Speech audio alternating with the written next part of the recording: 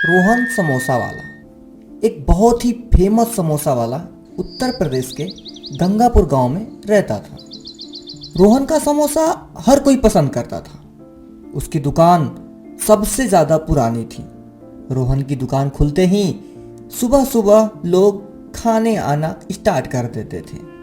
अरे रोहन भाई, जरा समोसा खिलाओ। हाँ हाँ बड़े भाई, क्यों नहीं, मैं अभी खिलाता हूँ आपको समोसे। कितने रुपए के दे दूँ? अरे भाई 20 रुपए के दे दो। रोहन समोसा खिलाता है। अरे भाई, तुम्हारे समोसों की बात अलग है, उनमें तो अलग ही स्वाद आता है, मजा आ जाता है खाकर। बस आप लोगों का प्यार है भाई। पूरे गांव में रोहन की समोसे बहुत पसंद करते थे लोग। उसी गांव में एक लड़का बिरजू रहता था। बिरजू गरीब था और वो कोई व्यापार स्टार्ट करना चाहता था। बिरजू के पिता बीमार थे और अब बिरजू के घर की जिम्मेदारी बिरजू के सर पे थी। बिरजू बेटा, अब घर को तुम्हें ही संभालना है। हाँ पिताजी, मैं कल से एक काम स्टार्ट करने वाला हूँ, उससे अपना जीवन अच्छे से चलेगा। अगली सुबह फिर से गांव में रोहन समोसे वाले की दुकान खुलती है, लेकिन आज उसी दुकान के बगल में एक बिरयानी का ठेला भी खुलता है। लोग चर्चा करने लगे, अरे भैया, ये लड़का तो बिरयानी का दुकान खोला है, कैसा बिरयानी दे रहा है ये? पता नहीं भैया, अब खाया जाएगा तब न मालूम चलेगा कि कैसा बिरयानी दे रहा है। लोग बिरयानी के ठेले पर जाते हैं। अरे भाई, बिरयानी लगाओ जरा, देखे कैसा लग रहा है तुम्हारा बिरयानी। मैं अभी आप लोगों को बिरयानी खिलाता हूँ।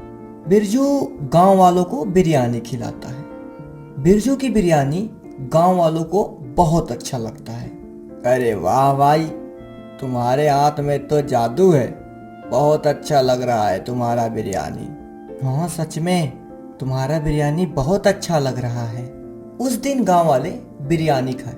बिरयानी की वजह से रोहन के समोसे कम बिके और उसे कम मुनाफा हुआ। अरे, ये बिरयानी वाला तो मेरा धंधा बैठाएगा, इसकी वजह से लग रहा है मेरा दुकान बंद हो जाएगा क्या? उस दिन दोनों अपने अपने घर गए। बिरजू बहुत खुश था क्योंकि उसे अपना घर चलाने का साधन मिल गया था। दूसरी तरफ रोहन बहुत दुखी था बिरजू के ठेले की वजह से। पापा, कल से मैं बिरयानी ही बेचूंगा, लोगों की मेरी बिरयानी बहुत पसंद आई है। ठीक है बेटा, जो भी करना ईमानदारी से करना, क्योंकि लालच इंसान को बुरा बना देता है। ठीक है पिताजी, मैं हमेशा ईमानदारी पर रहूंगा। अगली सुबह जब दोनों दुकान लगाते हैं तो आज रोहन की दुकान पर एक बोर्ड था, 4 रुपए समोसे। उसने 1 रुपए समोसे का रेट कम कर दिया था। अरे रोहन भाई, लाओ समोसे खिलाओ, लेकिन 10 रुपए के ही देना, क्योंकि आज मुझे बिरजू की बिरयानी भी खानी है, बहुत अच्छा बिरयानी बनाता है।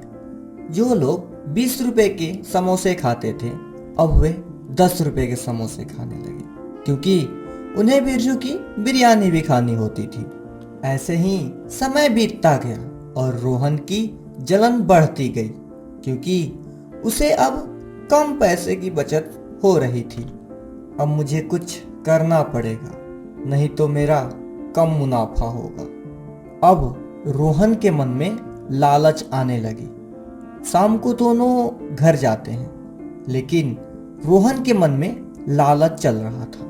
कल से मैं 10 रुपए के एक समोसे बेचूंगा, जिससे मेरा मुनाफा दुगना होगा। ऐसा ही करता हूँ। रोहन लालच में अंधा हो गया था। उसे समझ नहीं आ रहा था कि वो जो कर रहा है वो गलत है या सही। और उधर दूसरी तरफ बिरजू अपने पिता से बातें करता है और सो जाते हैं। उस रात रोहन को नींद नहीं आती है। अगली सुबह होते ही रोहन की दुकान पर पहले ही बोर्ड लग गया था, 10 रुपए के 1 समोसे। अरे रोहन भाई, समोसे लगा दो। 10 रुपए के 1 समोसे हैं भाई। कल तो 4 रुपए का एक था भैया, आज 10 रुपए के हो गए क्या? हाँ भाई, अब 10 रुपए के 1 हैं। ठीक है भाई, 1 लगा दो समोसा। गांव वाले अब समझ गए थे कि रोहन के मन में लालच आ गई है। अरे भाई बिरजू, बिरयानी खिला दो जरा। हाँ भैया, खिलाता हूँ। रोहन के लालच की वजह से अब लोग ज्यादातर बिरयानी ही खाते थे।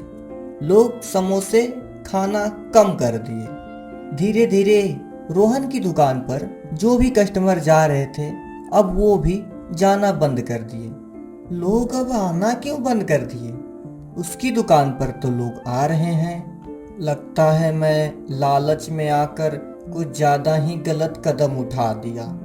रोहन को इस बात का एहसास हो गया था कि शायद उसने कुछ ज्यादा ही लालच कर दिया।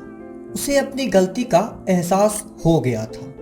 अगली सुबह उसने धैर्य और ईमानदारी से काम किया। उसने बोर्ड पर लिखा 10 रुपए के 1 समोसे, 2 समोसे फ्री। अरे भैया, 10 के 3 समोसे दे रहे हो क्या? हाँ भैया, 10 के 1 समोसे और 2 समोसे फ्री हैं। ठीक है भैया, लगा दो 10 के समोसे।